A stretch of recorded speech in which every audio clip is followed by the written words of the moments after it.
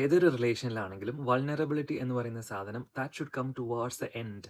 Once we know completely നമുക്ക് അങ്ങോട്ടും ഇങ്ങോട്ടും മനസ്സിലായതിനു ശേഷം മാത്രം വരേണ്ട ഒരു കാര്യമാണ് ഈ വൾനറബിലിറ്റി എന്ന് പറയുന്നത്. വൾനറബിലിറ്റി എന്താണെന്ന് വെച്ച് കഴിഞ്ഞാൽ like we are completely dependent on other person for love, affection, care and everything.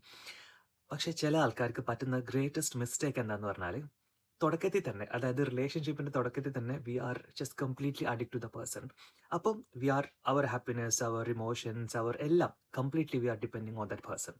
അപ്പം if the other person is not genuine, if the relationship doesn't work out, definitely we are going to end up having such severe trauma.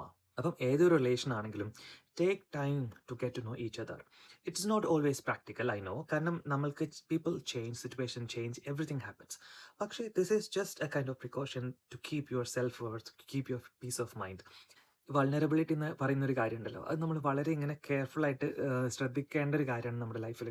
എന്തിനും ഏതിനും നമ്മൾ ഒരുപാട് depend ചെയ്ത് കഴിഞ്ഞാൽ at the end if something happen you will be struggling your self a lot. അതുകൊണ്ട് തന്നെ just be careful with vulnerability. Have A good day.